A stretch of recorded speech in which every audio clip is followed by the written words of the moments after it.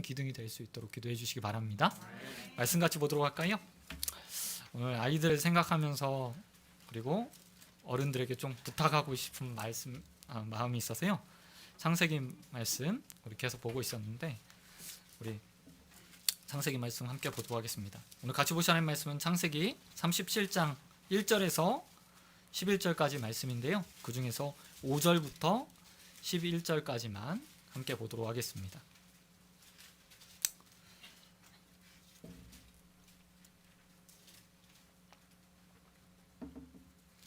창세기 37장 5절에서 11절까지입니다. 다 찾으신 줄 알고 앉으시고 기도하겠습니다. 요셉이 꿈을 꾸고 자기 형제들에게 말하매 그들이 그를 더욱 미워하였더라. 요셉이 그들에게 이르되 청하건대 내가 꾼 꿈을 들으시오. 우리가 밭에서 곡식단을 묻더니 내 단은 일어서서 당신들의 단은 내 단을 둘러서 절하더이다. 그의 형들이 그에게 이르되 내가 참으로 우리의 왕이 되겠느냐, 참으로 우리를 다스리게 되겠느냐 하고 그의 꿈과 그의 말로 말미암아 그를 더욱 미워하더니 요셉이 다시 꿈을 꾸고 그 형제들에게 말하여 이르되 내가 또 꿈을 꾼즉 해와 달과 11별이 내게 절하더이다 하니라. 그가 그의 꿈을 아버지와 형들에게 말하매 아버지가 그를 꾸짖고 그에게 이르되 내가 꾼 꿈이 무엇이냐, 나와 내 어머니와 내 형들이 참으로 가서 땅에 엎드려 내게 절하겠느냐. 같이 읽겠습니다. 그의 형들은 시기하되 그의 아버지는 그 말을 간직해 두었더라. 아멘. 아멘. 오늘 말씀 가지고 그 말을 간직해 두었더라. 그 말을 간직해 두었더라 라는 제목으로 말씀 같이 나누도록 하겠습니다. 원래 일정대로 따지면 아브라함을 보는 게 맞는데요. 그렇지 않고 요셉으로 좀 이야기를 뛰어넘어서 요셉의 이야기를 함께 나눴으면 좋겠습니다.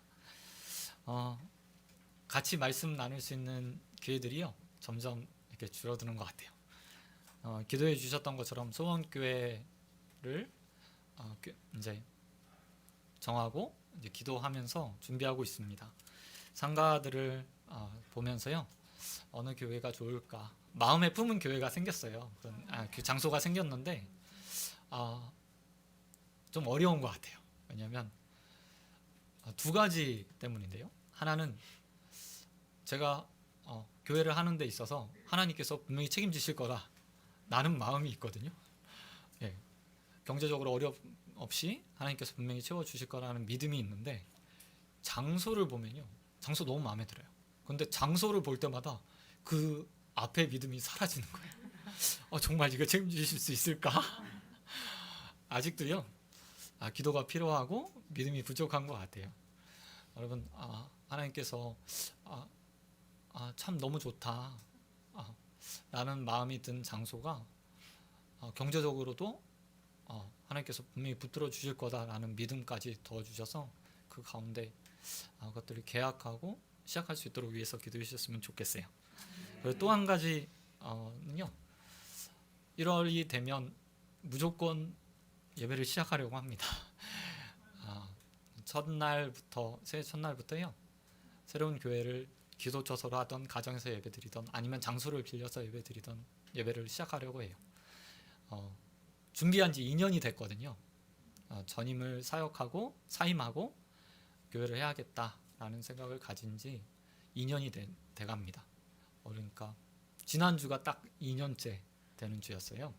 그래서 이제는 더 미루면 주저앉을 수도 있겠다라는 위기감이 제 마음 가운데 들었습니다. 그래서 장소가 구해지다 않던 소원교회를 시작하고 예배를 드리고 하나님 앞에 이후에 좋은 장소를 주시면 가더라도 예배를 드려야겠다라는 마음을 가졌습니다. 그래서 말씀을 나눌 기회가 별로 없어요. 그래서 창세기 가운데서 완성형에 가까운 사람? 하나님께서 완성형으로 만들어 주신 사람들을 좀 사람이었던 요셉에 대한 이야기들을 나누면서요. 여러분과 말씀 나눌 수 있는 기회들을 좀 마무리 짓고 함께 은혜를 나눴으면 좋겠습니다. 오늘 본문 말씀에 보면 창세기 37장에 요셉이 등장하게 됩니다. 요셉은요, 창세기에 나타나고 있는 믿음의 사람들 가운데서 앞에 말씀드렸듯이 거의 완성형에 가까워요. 그러나 그가 처음부터 그런 사람은 아니었습니다. 우리 알고 계시죠? 요셉이 어떤 사람입니까? 자신의 족속 70명이나 되는 자신의 가족들을요, 위기 가운데 건져내는 사람, 그리고 그들을 잘 애굽에서 섬기고 번양하여서 잘 준비된 그의 모습으로 인해서 큰 민족을 만드는데 밑거름을 놓은 사람이 되는 것을 볼 수 있습니다. 다른 말로 이야기하면요, 아브라함에게 주셨던 약속을 어떻게 보면 성취시키는 사람이라고 말할 수 있어요. 그래서 많은 사람들이요, 요셉을 생각하면서 굉장한 사람, 좋은 사람, 그리고 그와 같이 됐으면 좋겠다라고 말하며 요셉을 굉장히 부러워합니다. 저도요, 요셉이 굉장한 일을 했다고 생각해요. 성경에서 정말 위대한 사람들을 뽑으라고 말한다면 저는 모세, 다윗, 그 다음에 여호수아, 그리고 요셉, 네 번째 인물로 좀 뽑고 싶습니다. 그만큼 요셉에 대한 생각들이 강하고요, 요셉 하면 떠오르는 많은 키워드들이 있을 거예요. 그런데 요셉이 이 마지막 단계, 창세기에서 가장 어떻게 보면 뛰어난, 그리고 하나님 앞에 제대로 쓰임 받은 사람이라고 말하는 과정까지 올라가는 과정이요, 결코 순탄치 않았고 처음부터 그가 완성된 사람이 아니었다는 것을 우리는 좀 기억할 필요가 있습니다. 그리고 전에 말씀드렸듯이요, 이 요셉의 이야기는요, 야곱의 이야기에 편입되어 있어요. 그러니까 앞으로 야곱이 죽기 전까지요, 모든 이야기는 야곱의 이야기에 속한 이야기, 야곱의 이야기예요. 그런 면에서 오늘 좀 요셉을 좀 살펴보도록 할게요. 우리 앞에는 읽지 않았는데요, 요셉이 어떤 환경 가운데서 태어났는지에 대해서 3절과 4절에 대해서 이야기하고 있습니다. 특별히 3절에 보면 요셉이 어떻게 태어났는지 이야기해주고 있어요. 3절 말씀 보니까 이렇게 말하죠. 요셉은 노년에 얻은 아들이므로 이스라엘이 여러 아들들보다 그를 더 사랑함으로 그를 위하여 채색옷을 지었더니. 요셉이 언제 태어났다고 이야기합니까? 노년에. 그리고 누구가 엄마죠? 누가 엄마죠? 요셉이 가장 사랑했던 라헬. 오랫동안 자녀를 낳지 못했던 라헬을 통해서요, 노년에 얻은 아들이라고 오늘 본문은 기록하고 있는 것을 볼 수 있습니다. 한번 생각해 보세요. 야곱이요, 이스라엘이 13년 가까운 기간 동안 라반의 집에서요, 종살이 하면서요, 아내를 4명 얻어요. 처음부터 라헬을 너무 사랑했잖아요. 그런데 누가 첫 번째 부인이 되죠? 레아가 첫 번째 부인이 돼요. 그리고 나서 나중에 라헬을 얻어요. 그리고 나서 양쪽의 여자에 떠밀려서 아내 둘을 더 이렇게 취하게 됩니다. 그런데 가장 사랑했던 라헬을 통해서요, 자녀를 얻지 못해요. 계속해서 다른 사람들, 다른 아내들은 아들을 낳아주는데, 딸들을 낳아주는데, 자녀를 낳아주는데, 유일하게 라헬만 아들을, 자녀를 생산하지 못하게 되는 것을 볼 수 있습니다. 그러다가 맨 마지막에, 이게 거의 맨 마지막에 가까운 때에 라헬이 요셉을 낳게 되는 것을 볼 수 있습니다. 그러니까 얼마나 사랑스러웠겠어요. 늦둥이 아들의 가장 사랑하는 아내가 낳아준 아들. 그래서 그는 다른 형제들과 다른 대우를 받게 됩니다. 여기 보니까 그에게 아주 특별하게 대하기 위해서 채색옷, 그러니까 무채색 옷이 아니라 다른 아들은 다 그냥 통으로 된 일자, 색깔 없는 일반적인 옷을 입고 다닌 반면에 요셉은요, 비단 옷을 입고 다닌 거예요. 당시에요, 비단 옷은요, 잔치 때나 그리고 아주 높은 귀족들만 평소에 입고 다녔던 옷이었어요. 그런데 요셉은 수많은 아들들 가운데서요, 유일하게 채색 옷을 매일매일 입고 다니는 아주 눈에 띄는 자녀였죠. 그런데 이 모습으로 인해서 그가 형제들 사이에서 어떤 대우를 받게 됩니까? 그의 형들이 아버지가 형들보다 그를 더 사랑을 보고 편애해서 대하는 것들을 형제들이 다 본 거예요. 형제들이 이미 장성해서 아버지의 일들을 돕는 목자 일을 하고 있는 상태였거든요. 보면서 아버지 편애하는구나, 누가 봐도 편애라고 할 만큼 그가 특별한 대우를 받는 것을 보고 그를 더 미워하였더라 라고 말하고 있는 것을 볼 수 있습니다. 이게 다 누구 때문에 생긴 일이죠? 요셉에서부터 시작됐나요? 아니에요. 아직 많은 산전수전을 다 겪었지만 완전한 사람이 되지 못했던 야곱, 여전히 하나님 말씀 가운데 믿음의 조상이라고 칭함받고 있지만 완성형에 이르지 못한 요셉으로 인해서요, 아니 야곱으로 인해서 요셉이 지금 어려움 당하고 형제들 가운데 미움을 받고 있다는 사실들이요 보여주고 있는 거죠. 이건요 누가 봐도요 야곱의 잘못이에요. 이스라엘의 잘못인 겁니다. 왜 자녀들을 편을 갈라요? 왜 자녀들을 더 사랑하는 자와 그렇지 않은 자로 나눈 거죠? 형제들이 똘똘 뭉쳐서 하나가 되어도요 객이었고 가나안 땅, 약속의 땅 가운데서 나그네로 살았던 그들이요 함께 뭉쳐도 어려움을 당하는 그런 시절이었거든요. 그럼에도 불구하고 야곱이 또한 이스라엘이라고 말하는 그가 형제들을 갈라놓음으로써 가족 가운데요 불화의 싹이 남을 수 있도록 만들어 놓은 거예요. 저는 이 모습 보면서요 혹시 나도 그렇지 않은가? 라는 생각을 해봤어요. 덜 아픈 손가락이 없다고 얘기하지만 그렇지 않잖아요. 저는 알고 있거든요. 저는 그렇거든요. 아니신가요? 사실이요 형제들이 많으면, 자녀들이 많으면 똑같이 사랑하는 게 맞지만 결코 그렇지 않아요. 사실 나를 더 닮았기 때문에, 나와 비슷하기 때문에, 아니면 내 자녀가 무엇인가 더 사랑받는다는 짓을 하기 때문에 똑같이 사랑하는 게 맞는데 더 아픈 손가락이 있어요. 더 사랑하는 손가락이 있는 거예요. 그런데 기억하십시오. 그게 불화의 씨앗이 돼요. 불화의 씨앗. 제가 사실 형제들 이야기를 잘 아는데요. 저 형제가 좀 그런 일들이 있었어요. 저는 장남이고요. 장손이에요. 그래서 저희 큰아버지가 계시지만 딸뿐이 없어서 제가 이제 아버지가 둘째고 장손으로 자랐습니다. 할머니가 너무 이뻐했어요. 아들을 딱 낳은과 동시에 저는 땅에 발을 디뎌본 적이 없습니다. 그 정도로요 귀하게 자랐어요. 근데 이게요 저희 어머니가요 그런 할머니의 모습을 보고 어쩔 수 없이 어머니도 그렇게 대할 수밖에 없었던 거예요. 그래서 저는 장손, 장남, 넌 장남이니까 하나님 앞에 드려져야 되는 사람, 이게 매일 교육되었어요.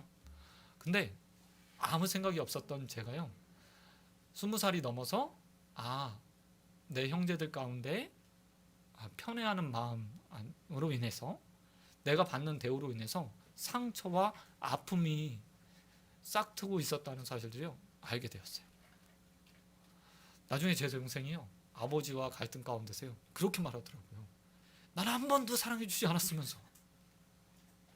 저희 어머니한테도 그렇게 동생이 굉장히 순종적이고 착실한 친구였는데 그런 얘기를 하는 거예요. 울분을 토하면서요.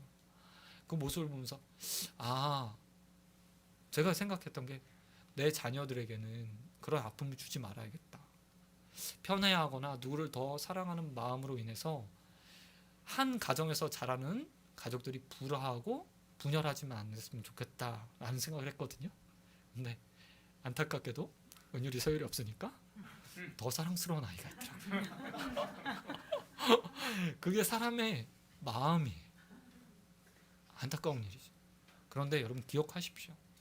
그 마음이 나의 자녀 가운데 아픔이 될 수 있고 상처가 될 수 있어요. 지금은 보이지 않을 수 있어요. 그러나 언젠가 그것들이 나타나서요 그 서운한 마음이 내게 들려질 수도 있는 거예요. 여러분, 하나님께서 귀한 가정을 주셨잖아요. 가정을 주셨어요. 사랑하라고, 잘 섬기라고.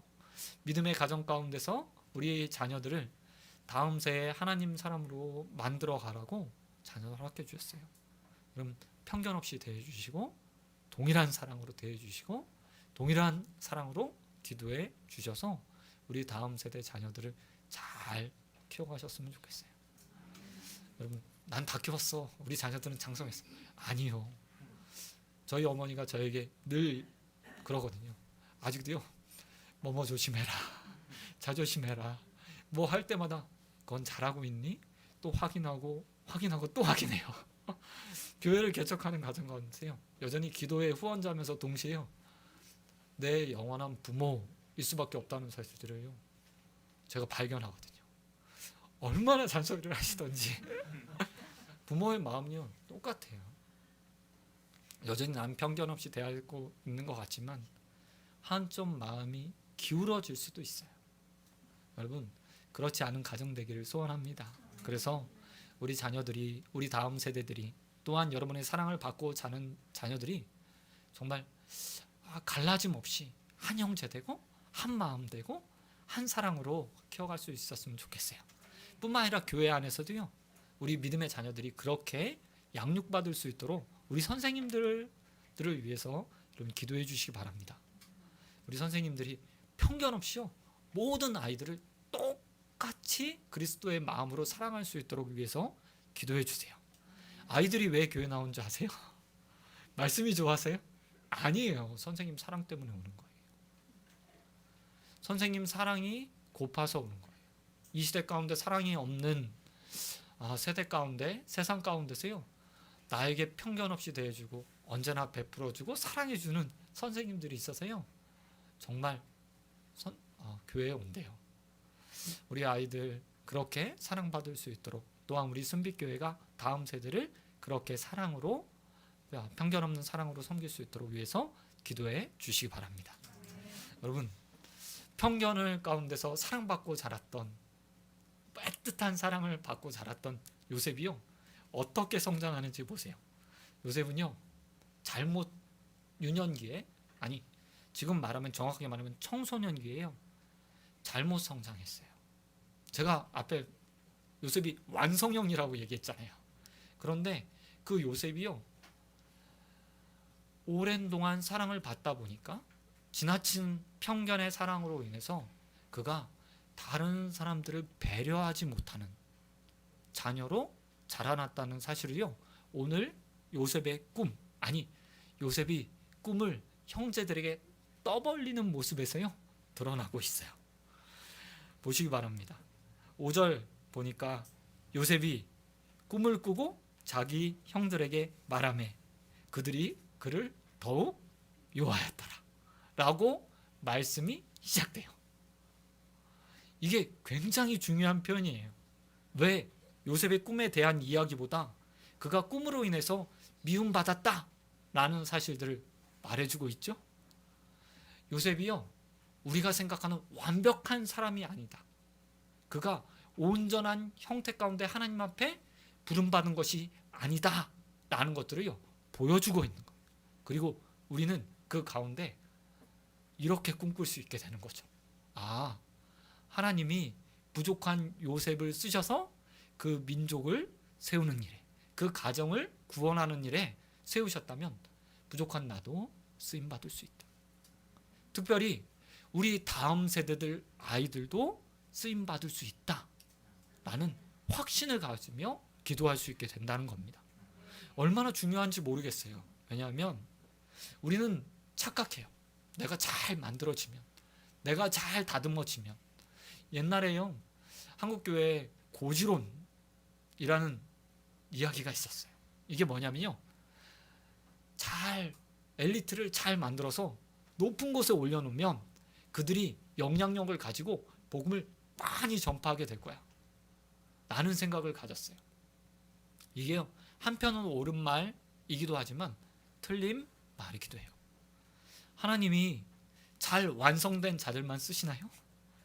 완성된 자들만 부르시나요? 완성된 자들만 하나님께서 선두에 세우셔서 모든 사람들을 이끌라고 말씀하시나요? 아니에요. 성경은 우리에게 끊임없이 말하죠. 아니, 부족한 자들을 하나님께서 부르셔. 아니, 하나님은 자신이 택하신 자들에게 찾아와서 그들을 만들어가고 완성시켜서 사용하셔 라는 사실을 보여주고 계세요. 때로는요, 하나님께서는 다 완성되지 않았지만 그들을 사용하시는 것을 보게 돼요. 여러분, 베드로 알고 계시죠? 베드로가 교회의 수장이었습니다. 아니, 수장이 되었습니다. 예수님께서 승천하신 이후에 온 교회를 이끄는 사람이었어요. 그런데 그가 바울과 함께, 아니, 이방인들과 함께 식사하는 자리에서 어떻게 하죠? 유대인들이 와서요, 그 식사하는 모습을 보니까 그가 그 자리에서 물러나요. 사도로 쓰임 받았고 교회 수장이라고 부름 받은 자들이 이방인 교인들이 세례 받은 자들과 함께 식사하는 자리에서 유대인들이 볼까 봐요, 그 자리를 피해요. 어떻게 그럴 수 있죠? 여러분 한번 생각해 보세요. 이호수 목사님이 저기 계신데 우리 담임 목사님이 함께 식사하는 자리에서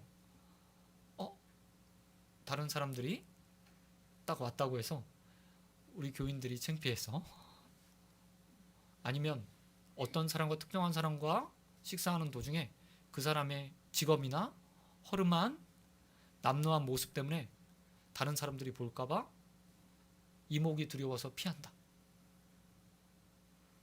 목사로 인정하실 수 있겠어요? 아니거든요. 그럴 수 없을 거예요. 그런데 베드로가 그런 모습이었어요. 수장이 된 이후에도 완성되지 못한 믿음의 모습을 보여요. 사도 바울이 그걸로 인해서요, 베드로를 책망하거든요. 그러면 사도 바울은 완벽한 사람이었습니까? 아니에요. 아니에요. 선교하는 동안에요, 그의 다혈질적인 성격들이 드러나요. 때로는 같이 동역하는 디도, 아니면 또 다른 사람들로 인해서요, 그가 화내고 갈라서는 모습도 보게 돼요. 그냥 베드로, 바울만 그런 게 아니었어요. 수많은 성경의 사람들이 그렇죠. 다윗이 그렇죠. 또한 대표적인 구약의 사람이에요. 다윗 어떤 사람이었죠? 13년 동안 준비된 왕으로 오랫동안 하나님 앞에 훈련된 사람이었어요. 왕이 되기 전까지 그는 13년 가까운 기간 동안 쫓겨다니면서요, 그 믿음을 지켰고 마음을 지켰어요. 사울왕을 죽일 수 있는 기회가 2번이나 있었지만 하나님 말씀 붙들고, 하나님께서 세우신 왕은 내 손으로 죽일 수 없어, 우리 민족이 패할 수 없어 라고 말하며 사울의 목숨을 살려준 사람이었어요. 그럼 그가 한 방에 무너지잖아요. 여자 문제에 있어서 다윗은 한 방에 무너져요. 그가 아주 젊은 나이에 무너진 줄 아세요? 아니에요. 왕이 되고 한참 시간이 흐른 후에 그의 가정과 왕국이 견고하게 섰을 때 그가 무너졌어요. 그럼에도 불구하고 하나님께서는 그런 준비되지 않은 사람들, 완성되지 않은 사람들, 부족한 사람들을 들어서 쓰셨다는 거예요. 그리고 그를 택하셨죠. 그리고 그를 만들어 가시면서 사용하세요. 오늘 요셉도 마찬가지입니다. 그는요, 오랜 편견의 사랑 가운데서요, 자기밖에 모르는 사람이 되었어요. 요셉은 형제들을 생각하지 않은 사람이었습니다. 하나님으로부터 특별한 꿈을, 아니 정확하게 말하면 누구에게 의해서 꿈이 주어졌는지 모르는 상태에서 아주 기분 좋은 꿈을 꾸었고 그 꿈을 형제들에게 떠벌리며 스스로 미움받기를 자청한 사람이었다는 거예요.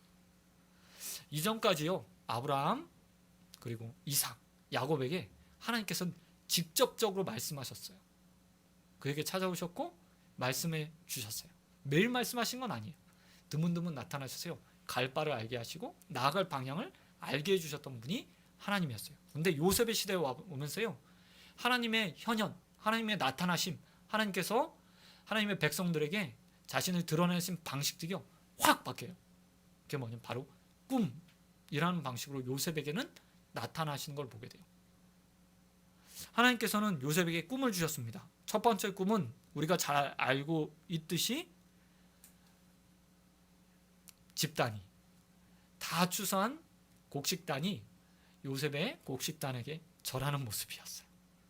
이 얘기를 처음에 누구한테 했냐면 형제들에게 했어요. 형제들은 그 이야기를 듣고 뭐라고 이야기합니까? 9절 말씀에 보니까 그로 인해서 더 미워했더라. 8절 말씀에 보니까 더욱 미워하게 되었더라. 이전에도 미워했는데 이 이야기 듣고 나니까 정말 좋아할 수 없는 상태가 되어서 더더욱 미워하는 사람이 되었다고 이야기하는 거예요. 그런데 이게 끝이 아니죠.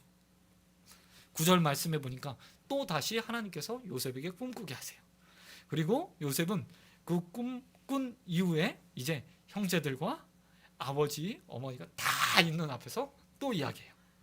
내가 또 꿈을 꾼즉 해와 달과 열한 별이 내게 절하더니 라고 말하게 됩니다.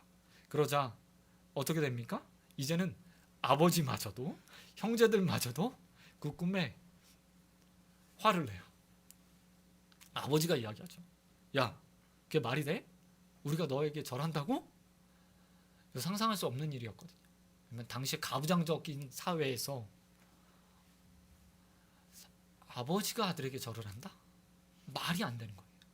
그리고 야곱은 어떤 사람이죠? 족장이에요. 믿음의 조상이 반열에 오른 사람이었어요. 그런데 그 아들에게 절한다? 말이 안 되는 일이죠. 아버지마저도요 화를 낸 만큼 편애하던 아버지마저도 그 마음에 이 말도 안 되는 소리를 이렇게 말할 만큼 화낼 만한 일이었다는 거예요. 이 일로 인해서요 그 형제들은 더욱더 그를 미워하게 됩니다. 근데 상상해 보십시오.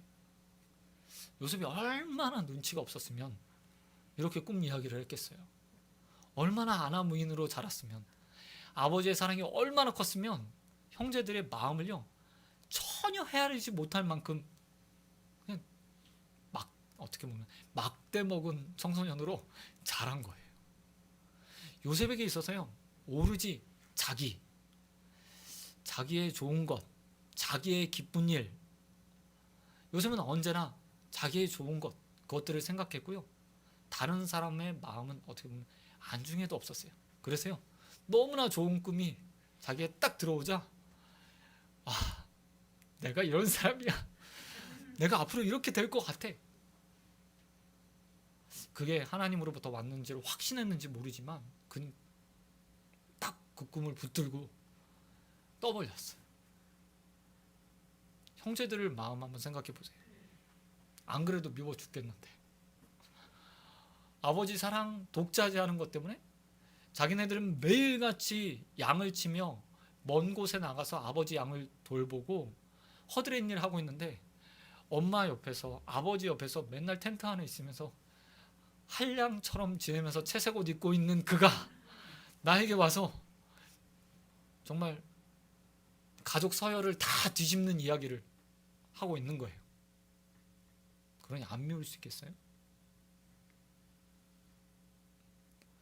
여러분 자녀가 이런 자녀로 자란다면 어떠시겠어요? 여러분 형제들 계시잖아요. 형제들 계신데 형제가 맨날 와서 사촌이 땅을 사도 배웠는데 그 자랑까지 하는 거예요. 어떠시겠어요? 요셉이 그만큼 성격적으로 봤을 때 지금으로 말하면 정말 왕따 되기 딱 좋은 그런 성품을 가진 자녀로 자라는 거예요. 근데 놀랍죠? 놀라운 거예요. 왜냐하면 그런 그에게 하나님께서 꿈을 주셨어요.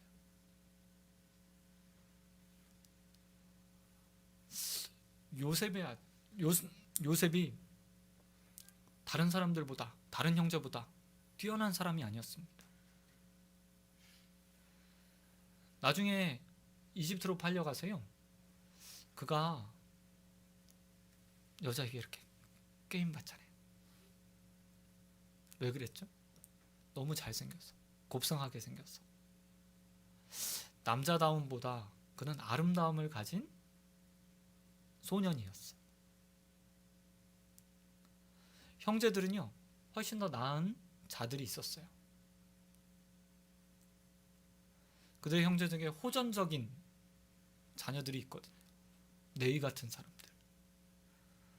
호전적이잖아요, 굉장히. 자신의 누이가 강간을 당하자 네이는요, 그 형제들과 함께 그 형제들을 다 이끌면서 복수하는 데 가장 앞장서요. 당시의 사회가 시족 사회였고 또 야국 강식의 사회였다는 걸 생각하면 그런 호전적인 사람이 오히려 리더에 쓰는 게 맞는 것 같아요. 그런데 하나님께서요, 그런 자에게 꿈을 주시지 않는 거예요. 부족하기 짝이 없고 그냥 곱게 자랐고 아버지의 사랑 안에서 품 안에서 자란, 어떻게 보면 온실아래 화소처럼 자란, 그냥 들판에 딱 심으면 바로 죽을 것 같은 그런 요셉에게 꿈을 주신 거예요. 이게 저는요 가장 중요한 거라고 생각해요. 우리는 우리 자녀들을 보면서 제가 뭐가 될까? 아니 얘가 무엇을 할 수 있을까? 어떻게 잘할까? 아 이것도 못하는데, 이거 부족한데 라고 생각할지 모르겠어요. 그런데 그것보다 더 중요한 게 있어요. 그게 뭐냐면요, 바로 하나님으로부터 부어지는 약속이라는 거예요. 하나님으로부터 부어지는 약속이요. 여러분, 하나님의 가장 큰 특징, 창세기에 가장 잘 나타나는 특징이 뭔지 아십니까? 그게 바로요, 찾아오심이에요. 찾아오심. 하나님은 자신이 택한 자들에게 먼저 찾아오세요. 그리고 그에게 일방적으로 약속을 주세요. 그리고 그 약속을 성취시켜 가세요. 아브라함이 그랬잖아요. 그가 그 고향에 있을 때, 갈대아우르에 있을 때 하나님 갑자기 나타나셨어요. 그러더니요, 하나님께서 일방적으로 선포하세요. 떠나. 내가 너로 큰 민족을 이루게 할 거야. 떠나. 아브라함은 한 번도 듣지 못했던, 알지 못했던 신 하나님으로부터 말씀을 받고요, 두려움 가운데 떠났어요. 믿음으로 떠난 게 아니에요. 두려움 가운데 떠난 거예요. 어쩔 수 없이. 당시에는 신이 그 세상을 다 지배한다고 모든 사람들이 생각했거든요. 그런데 신의 음성을 들은 거예요. 그러니 안 떠날 수 없는 거죠. 그리고 그는 믿음의 조상이 되었어요. 야곱도 마찬가지고요, 이삭도 마찬가지, 그리고 요셉도 마찬가지. 부족하기 짝이 없고 안 될 것 같고 허점투성이고 모든 것들이 불가능한 것 같이 보이는 그런 인생이지만, 하나님께서 딱 찾아오셔서 말씀을 주시는 순간 그는 쓰임받게 될 것이고, 그렇게 되도록 만들어질 것이고, 결국 그 하나님의 약속을 성취하는 일에 온전하게 사용될 거예요. 그게 요셉의 모습이었다는 겁니다. 저와 여러분도요, 그렇게 모든 사람들을 바라보셨으면 좋겠어요. 하나님께서 우리를 왜 이 자리에 부르셨죠? 하나님께서 나를 왜 이 자리에 선택하셨죠? 우리 순빛교회에 왜 보내셨을까요? 스스로 우리는 하나님 앞에서 난 부족합니다. 난 연약합니다. 나는 할 수 없는 게 너무 많아요. 나는 경제적으로 부족하고요, 건강도 부족하고요, 나이도 많이 들었고요. 우리는 그렇게 말할 때 많아요. 그런데 다 하나님은요, 계획이 있어요. 계획이 있으셔서 부르신 거예요. 하나님에게는 다 계획이 있어요. 그래서 여러분을 택하신 것이고, 이 자리에 부르셨고, 이 자리에 오게 하신 거예요. 그리고 하나님은 그 계획을 이루어 가실 거예요. 우리는요, 우리 자신을 보면서도 그렇게 생각해야 되고요, 또한 이 자리에 있는 모든 자들을 보면서 그렇게 생각하고, 또한 여러분의 다음 세대들, 자녀들을 보면서도요, 그렇게 생각하셔야 돼요. 하나님께서 찾아오셨고 부르셨으니까 하나님께서 사용하실 거다. 이게요 가장 중요한 믿음이에요. 하나님은 완전한 자를 통해서 하나님의 역사를 이루지 않습니다. 하나님의 이 땅 가운데 부족한 인생들을 통해서 하나님의 뜻을 이루어 가십니다. 하나님은 좀 이렇게 말하면 신학적으로 문제가 될지도 모르겠지만 사람을 통해서 일하시기를 원하시고 사람을 통해서 하나님의 뜻을 이 땅 가운데 나타내세요. 사실 우리 없어도 하나님 일하실 수 있는 분이잖아요. 그런데 굳이 사람과 함께 일하시기를 원하셔서요 우리를 부르신 거예요. 우리를 택하셨어요. 그리고 우리에게 꿈을 주시고 비전을 주시고 말씀을 주셔서 동역하시며 하나님의 뜻을 이루어 가세요. 여러분 그 믿음 가운데 여러분 스스로를 바라보고 우리의 다음 세대들을 바라볼 수 있게 되길 주님의 이름으로 축원드립니다. 그런 건 마지막으로 오늘 본문 가운데서 우리가 또 한 가지 생각해야 될 것이 있어요. 그것은 바로 오늘 설교 제목이에요. 모든 이야기가 어떻게 맞춰지는지 보세요. 야곱이요 자기 아들 요셉에게 화를 냈어요. 그런데 동시에 그가 했던 것이 있습니다. 11절 말씀해 보니까 이렇게 말해요. 그의 형들은 시기하되 미워하고 시기했어요. 그런데 그의 아버지는 그 말을 간직해 두었더라. 그 말을 간직해 두었더라. 이 기억하다, 간직하다라고 번역되어 있는데요. 이 간직하다는 말이요. 이전 성경은 기억했다 라는 표현으로 사용되고 있어요. 그리고 이 기억, 간직하다는 단어가요. 구약 전체에 있어서요. 굉장히 중요한 신학적 단어가 돼요. 그게 뭐냐면 바로 자칼이라는 단어인데요. 기억이라는 뜻이에요. 이 기억이라는 단어가 왜 중요하냐면요. 이스라엘 백성들이 하나님 말씀을 기억하고 과거에 자신의 믿음의 조상들에게 행하셨던 하나님의 행적을 기억하고 살아가도록 요구할 때 이 자칼, 기억하다 라는 단어를 사용하고 있기 때문이에요.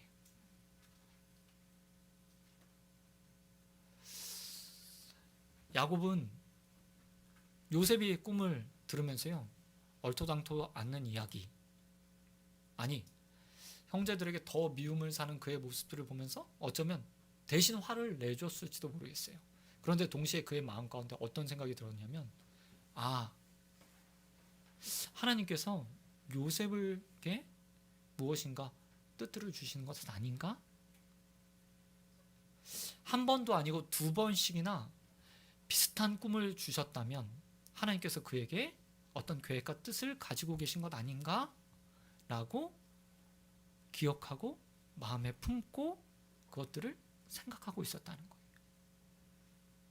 그리고 그 기억한 모든 것들, 간직한 모든 것들이요 성취되죠. 나중에 죽었다고 생각했던 그의 아들 요셉을 만났을 때 야곱이 어떤 심정이었을까요? 어쩌면 오랜 시간이 지나서 이 말씀이 그의 가운데 희미하게 그의 머릿속에 마음 가운데 한 구석에 남아있었을지도 모르겠어요. 그런데요 그는 그의 아들을 만나는 순간 그 모든 요셉의 꿈들이 떠벌렸던 그 이야기들이 다 기억났을 거예요. 하나님의 계획이 그곳에 있었구나. 하나님의 뜻이 그곳에 있었구나. 하나님의 역사구나. 라는 것들을 깨닫게 되었을 거예요. 저는요 우리의 마음 가운데서도 하나님께서 주시는 그런 기억할 만한, 간직할 만한 것들이 있었으면 좋겠어요. 특별히 우리 다음 세대들에게 하나님께서 주시는 꿈이 있었으면 좋겠어요. 하나님께서 허락하시는 비전이 있었으면 좋겠어요. 저희 아이들이요 자고 일어나면 꿈이 바뀌어요. 아이 땐 다 그러잖아요. 우리 은율이가 처음에는 의사가 되고 싶다. 뭐 그런 얘기를 막 하는 거예요. 그래갖고 좋지. 의사 돼서 아인슈타인처럼, 아니면 뭐 가난한 사람들 돕는데 어려운 당한 사람들에게 무료로 치료해주고 너무 좋지. 근데 요즘에 뭐라고 얘기해? 그건 좀 힘들 것 같기도 하고. 현실이 보이는 거죠. 아이들 마음 가운데 현실이 보이는 거예요. 매일매일 바뀌어요. 클라이밍 선수가 되고 싶네, 뭐가 되고 싶네. 그런데 그런 이야기들 하나하나가요, 저에게는 간직할 만한 것들이 되고 또 기도의 제목들이 되는 것 같아요. 부모의 욕심일 수도 있어요. 근데 동시에요, 그 아이들에게 무엇인가 하나님께서 마음에 두신 건 아닌가? 아니, 무엇이 되는 것보다 그의 마음 가운데 누가 돕고 싶어서 라고 말하는 그 말들이요, 저에게는 간직이 되고, 또 그 뱉었던 말들이 그렇게 되기 위해서 교육하고 싶고 기도하고 싶고 후원해주고 또 격려해주고 싶은 마음들이 생기더라고요.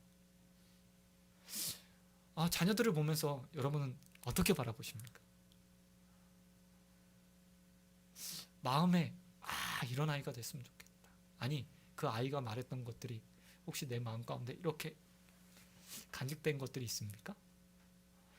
많은 부모님들이요, 우리 아이에 대한 꿈들을 가지세요.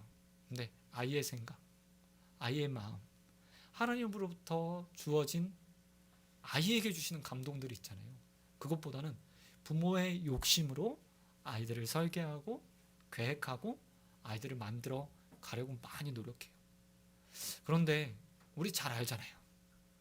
과연 우리 부모님들이 그런 꿈들이 없어서 우리가 지금 이 자리에 있을까요? 부모의 꿈대로 되지 않았을까요? 아닌 거예요. 인생을 책임지시는 분은 하나님이죠. 꿈을 주시는 분도 하나님이시고 이루어 가시는 분도 하나님이시고 완성시키는 분도 하나님인 거예요. 그래서 무엇보다 중요한 것은 하나님께서 주시는 그 자녀 한 사람 한 사람에게 주시는 마음의 감동인 거죠. 부모가 해야 될 것은 그것들을요, 기억하는 거예요. 간직하는 거예요. 그리고 그것들을 함께 기도해주고 후원해주고 마음속에 품고 기도의 동역자가 되어 주시는 겁니다. 여러분, 그런 부모가 되어 주십시오. 다 컸다고 끝이 아니잖아요. 여러분, 우리 다음 세대들, 우리 아이들, 우리 순비교회 모든 자녀들이요, 하나님의 꿈과 비전들을 가지고 자라나고 하나님에게 쓰임받을 수 있도록 기도해 주시길 주님의 이름으로 축원드립니다. 말씀 맺도록 하겠습니다. 제가 수료식을 하면서요, 아이들을 보면서 꾸는 꿈이 있어요. 뭐냐면 다른 거 아니에요. 아이들과 6개월 동안 공부하면서요, 아이들이, 저는 늘 교육하면서 어른들도 그렇지만 아이들도 참 아직 하나님 말씀 모르는구나. 그래서 내가 할 일이 많구나. 매일매일 똑같은 설교를 해도 되겠구나 라고 될 만큼요, 가르쳐주면 또 까먹고 또 까먹고 또 까먹어요. 하지만요, 그 가운데 한 주 한 주 시간을 내서 참석하는 아이들을 볼 때마다요, 그 마음건데 다른 건 모르겠고 하나님 사랑하는 마음이 있고 하나님으로부터 하나님 안에서 자라가고 싶은 마음이 있구나 라는 것들을 또 깨달아요. 비록 지금은 아이들이요, 하나님께서 주시는 꿈이 무엇인지, 비전이 무엇인지 요셉처럼 확연하게 드러나지 않아서 깨닫지 못한 것들이 있을지 모르겠어요. 하지만 하나님 그냥 부르시는 분 아니거든요. 하나님 계획이 있어서 다 부르시는 분이에요. 그리고 분명히 아이들에게 그것들을 보여주실 때가 있을 거예요.